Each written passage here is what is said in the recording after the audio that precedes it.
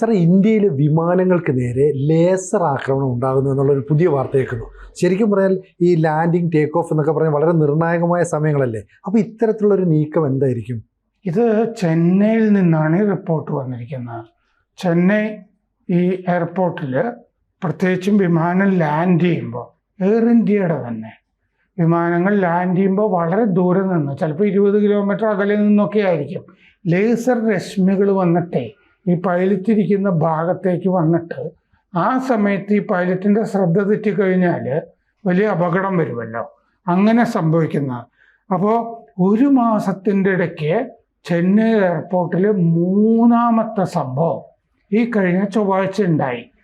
അതായത് Air India Express 170 യാത്രക്കാരുമായിട്ടുള്ള Air India Express Chennai വിമാനത്താവളത്തിൽ ചൊവ്വാഴ്ച ലാൻഡ് ചെയ്യുമ്പോൾ ശരിക്കും ഇങ്ങനെ ലാൻഡ് ചെയ്ത് വരുമ്പോഴേക്കും പൈലറ്റിനെ ഹിറ്റ് ചെയ്തു ഒരു ലേസർ ബീം.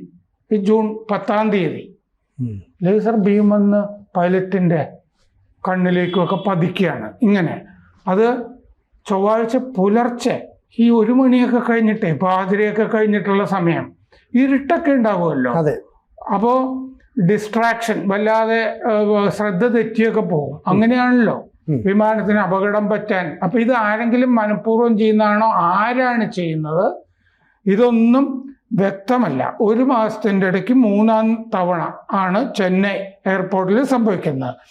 ചെന്നൈയിലെ വ്യോമ മേഖലയിൽ ഇങ്ങനെ ലേസർ ആക്രമണം എന്ന് നമുക്ക് പറയാം വേണമെങ്കിൽ.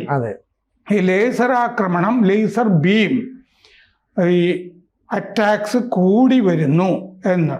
അപ്പോൾ പോലീസ് ഇത് സംബന്ധിച്ചിട്ടുള്ള ഒരു പ്രസ്താവന ഒക്കെ ഇറക്കിയിരുന്നു. ഇങ്ങനെ ആളുകൾ പ്രയോഗിച്ചു കഴിഞ്ഞാൽ അവരെ അറസ്റ്റ് ചെയ്ത് തടവിലിടും എന്നൊക്കെ. സുരക്ഷയ്ക്ക് ഭീഷണിയാണ്, വിമാനത്തിൻ്റെ സുരക്ഷയ്ക്ക് ഭീഷണിയാണ്, യാത്രക്കാർക്ക് ഭീഷണിയാണ് എന്നൊക്കെ മുമ്പുണ്ടായപ്പോൾ പോലീസ് ജനങ്ങളെ അറിയിച്ചതാണ്. എന്നിട്ടും സംഭവിക്കുന്നു. അപ്പോൾ ഇത് ഫ്ലൈറ്റ് 92660 പൂനെയിൽ നിന്നുള്ള ഫ്ലൈറ്റ് ആയിരുന്നു. ഇത് ചൊവ്വാഴ്ച വന്നത് 170 യാത്രക്കാരുമായിട്ട്.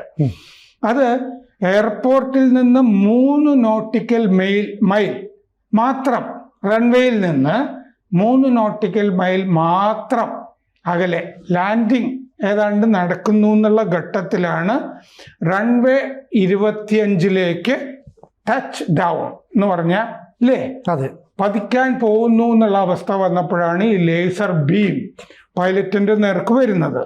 അപ്പോൾ ക്രൂ, പൈലറ്റും ഒക്കെ ഇത് റിപ്പോർട്ട് ചെയ്തു വിവരം. പിന്നെ ഫ്ലാഷിംഗ് വൈറ്റ് ലേസർ, വെളുത്ത ലേസർ രശ്മികൾ, പച്ചയുമൊക്കെ വന്നിട്ടുണ്ട്. ഇത് വെളുത്തതായിരുന്നു. വിമാനത്തിൻ്റെ വലതുവശം ലക്ഷ്യമാക്കി ഇങ്ങനെ വന്നു.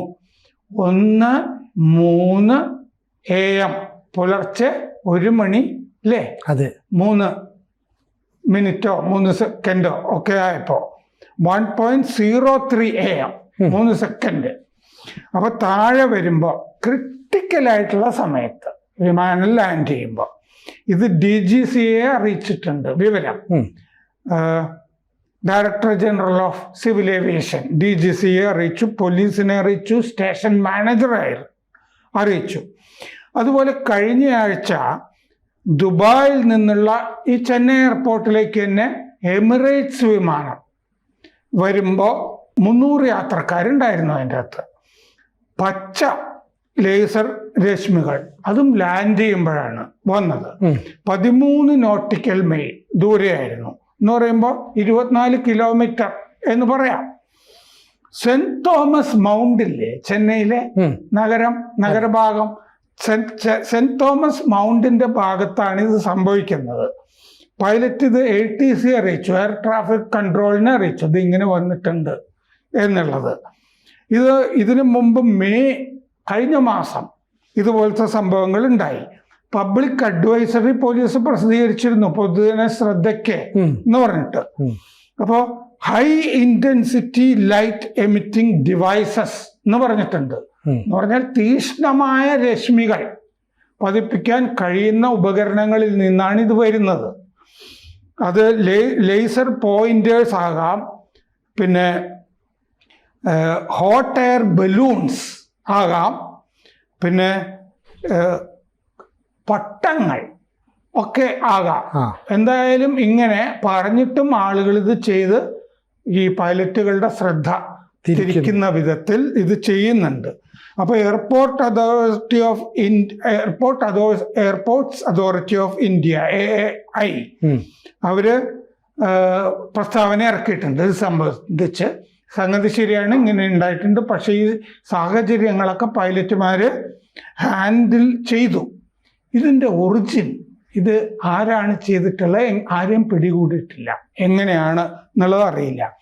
ഈ വർഷം ഈ 25 ഈ ദിവസം വരെ 27 തവണ ഇങ്ങനെ ലേസർ ആക്രമണങ്ങൾ ഉണ്ടായിട്ടുണ്ട്. ഈ ജൂൺ മാസം വരെ 27 എണ്ണം. കഴിഞ്ഞ കൊല്ലം എടുത്താൽ 2024 65 തവണ ഇത് സംഭവിച്ചിട്ടുണ്ട്. അതും ഈ ചെന്നൈയിൽ തന്നെ. ചെന്നൈയുടെ കാര്യം മാത്രമാണ് ഈ പറയുന്നത്.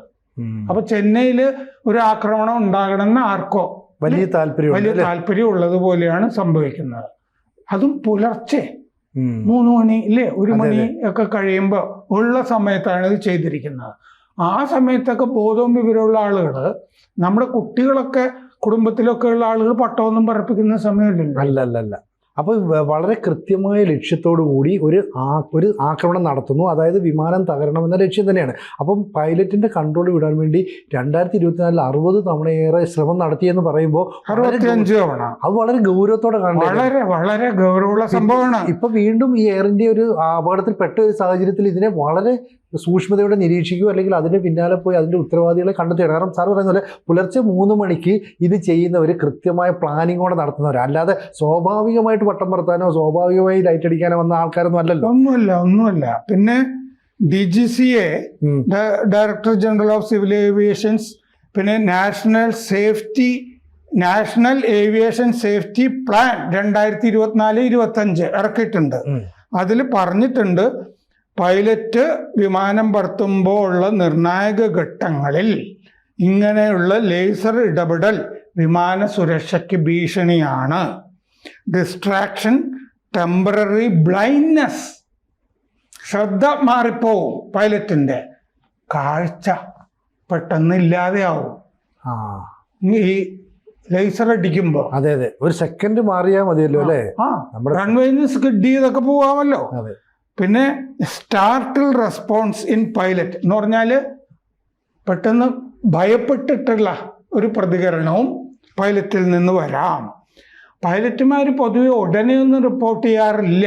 ഇനി മുതൽ അങ്ങനെ ചെയ്യണമെന്ന് പറഞ്ഞിട്ടുണ്ട്. അവരുടെ താമസ കേന്ദ്രങ്ങളിലൊക്കെ എത്തിയിട്ടാണ്. പൈലറ്റുമാർ എപ്പോഴും പറഞ്ഞിട്ടുള്ളതുകൊണ്ടാണല്ലോ 65 എണ്ണം ഉണ്ടായതൊക്കെ അറിയുന്നത്, സംഭവിച്ചിട്ടുള്ളത്. അപ്പോൾ കഴിഞ്ഞ ദിവസം എയർപോർട്ട്സ് അതോറിറ്റി ഓഫ് ഇന്ത്യ, പിന്നെ എയർ ട്രാഫിക് കൺട്രോള്, എയർലൈൻസുകൾ, പോലീസ്, ഇവരുടെ എല്ലാം കൂടി ഒരു ഉന്നതതല യോഗം ചൈനയിൽ ചേർന്നു. അപ്പം രാത്രി പൊതുവെ ലോ വിസിബിലിറ്റി ആണല്ലോ, ചെറിയ കാഴ്ചയല്ലേ ഉള്ളൂ, ചുറ്റും ഇരുട്ടായിരിക്കില്ലേ. ആ സമയത്താണ് ആരും ഇങ്ങനെ പണി കൊടുക്കുന്നത്. അപ്പോൾ അതുകൊണ്ട് വലിയ ജാഗ്രത പുലർത്തണം. ഒന്നാമത് ഇപ്പം ഈ ആക്സിഡൻ്റ് ഒക്കെ ഉണ്ടായപ്പോഴാണ് ഇങ്ങനത്തെ വാർത്തകളൊക്കെ ഇങ്ങനെ സംഭവിച്ചു എന്നൊക്കെ ഉള്ളത് പുറത്തേക്ക് കിട്ടുന്നത്. കാരണം ഇത് എയർപോർട്ടിന്റെ ഉള്ളിൽ തന്നെയും പൈലറ്റുമാരുടെ ഉള്ളിൽ തന്നെയും എയർലൈൻസിന്റെ ഉള്ളിൽ തന്നെയൊക്കെ നിൽക്കുന്ന വിവരല്ലേ. ഇപ്പോഴാണ് ഇത് പുറത്തേക്ക് കിട്ടുന്നത് നമുക്ക്. ശരിക്കും പറഞ്ഞാൽ ബാഹ്യമായ ഒരു ആക്രമണത്തിന് ആരൊക്കെയോ ലക്ഷ്യമിടുന്നുണ്ട്. അതിൻ്റെ തുടർച്ചയെന്ന വണ്ണമാണ് ഇപ്പോൾ ഒടുവിൽ എയർ ഇന്ത്യയുടെ ഒരു വിമാനം അപകടത്തിൽപ്പെട്ട. ഇതിൽ തന്നെ ഇപ്പോഴും നിഗൂഢത നിലനിൽക്കുക. നമുക്കറിയില്ല, അതിൻ്റെ അന്വേഷണം വന്നോട്ടെ. പക്ഷേ ഇവിടെ ഈ പൈലറ്റുമാർ അല്ലെങ്കിൽ ഈ പറയുന്ന വ്യോമയാന മന്ത്രാലയവുമായി ബന്ധപ്പെട്ട് ഈ ലേസർ പ്രകാശിപ്പിക്കുന്നു, ഇത് അവർ ചർച്ച നടത്തുന്നു. ഇപ്പോൾ ഇത് പുറത്തേക്ക് വിടുന്നത് എന്തുകൊണ്ടാണ്? അപ്പോൾ ഇത്തരത്തിലുള്ള ലക്ഷ്യങ്ങൾ വെച്ചുകൊണ്ട് ആരൊക്കെയോ നമ്മുടെ രാജ്യത്തിനെതിരെ പ്രവർത്തിക്കുന്നു. ഒരു വിമാന ദുരന്തത്തിലൂടെ ഒരു 100-ലധികം ആളുകളെ കൊല്ലപ്പെടുത്തുക, ഇതായിരിക്കില്ല ഇപ്പം ജിഹാദികളുടെ ഒരു തന്ത്രം തന്നെ. അപ്പോൾ അത്തരത്തിലൊരു തന്ത്രത്തിന് മുന്നിൽ പ്രവർത്തിക്കുന്നവരെ കണ്ടെത്തേണ്ടതിൻ്റെ ആവശ്യകത കൂടി വരുന്നു. നമ്മൾ മുമ്പ് സംസാരിച്ചപ്പോൾ ഞാൻ പറഞ്ഞിട്ടുണ്ട്, അതായത് മുമ്പ് ഈ അജ്ഞാതൻ പാകിസ്ഥാനിൽ 26 പേരെ കൊന്നല്ലോ. അപ്പോഴാണ് ഈ പഹൽഗാമിൽ 26 പേരെ കൊല്ലുന്നത് അല്ലേ? എണ്ണം തികഞ്ഞല്ലോ. ഒരു വിമാനം ആക്സിഡന്റിൽ പെട്ടു കഴിഞ്ഞാൽ 200-300 പേരൊക്കെ ഇല്ലേ കൊല്ലപ്പെടും ഒറ്റയടിക്ക്. അപ്പോ ഇങ്ങനെയും ജിഹാദ് ഇല്ലേ, അതെ, ഒരു എയർലൈൻ ജിഹാദ് ഉണ്ടോ എന്ന് സംശയിക്കത്തക്ക വിധത്തിലൊക്കെ കാര്യങ്ങൾ നടക്കുന്നു. ഇത് തന്നെ മുഖ്യധാരാ മാധ്യമങ്ങൾ കാര്യമായിട്ട് ചർച്ച ചെയ്തിട്ട് പോലുമില്ല അല്ലേ. മറ്റ് വിമാനത്താവളങ്ങളിലും ഇത് ഉണ്ടായേക്കാം. ഇങ്ങനെ ചർച്ച നടക്കുമ്പോഴാണല്ലോ മറ്റു വിമാനത്താവളങ്ങളിൽ ഉണ്ടായതും കൂടി പുറത്തു വരിക. ഇപ്പൊ നമുക്ക് ചെന്നൈയിൽ നിന്നുള്ള വിവരം കിട്ടി, പക്ഷെ മറ്റു വിമാനത്താവളങ്ങളിലും ഉണ്ടായിരിക്കാമല്ലോ ഇങ്ങനെ ഇല്ലേ ലേസർ ആക്രമണം. ഇതൊക്കെ ഈ ആളുകൾ അറിഞ്ഞിരിക്കേണ്ടതല്ലേ. അപ്പൊ അതുകൊണ്ട് സത്യത്തില് നമ്മുടെ സർക്കാർ തന്നെ അല്ലേ, സിവിൽ ഏവിയേഷൻ മന്ത്രാലയം തന്നെ ഇത് ജനങ്ങളിലേക്കും കൂടി എത്തിച്ചിട്ട് എവിടെയെങ്കിലും ഇങ്ങനെ ഏതെങ്കിലും ഒരുത്തൻ ആവശ്യമില്ലാതെ ലേസർ പ്രകാശിപ്പിക്കുന്ന പരിപാടി നടത്തുന്നുണ്ടെങ്കിൽ ജനം അറിയുകയാണെങ്കിൽ നാളെ കൊടുത്തിട്ട് കൈകാര്യം ചെയ്യേണ്ടതല്ലേ. അതൊക്കെ നാട്ടുകാർ അറിയേണ്ടതല്ലേ. അപ്പോൾ വ്യോമയാന മന്ത്രാലയം അങ്ങനെയും കൂടി ഒരു നടപടി എടുക്കട്ടെ. കൂടുതൽ വാർത്തകളും വിശേഷങ്ങളും നിങ്ങളിലേക്ക് എത്താൻ ABC മലയാളം സബ്സ്ക്രൈബ് ചെയ്യുക, ബെൽ ബട്ടണും അമർത്തുക.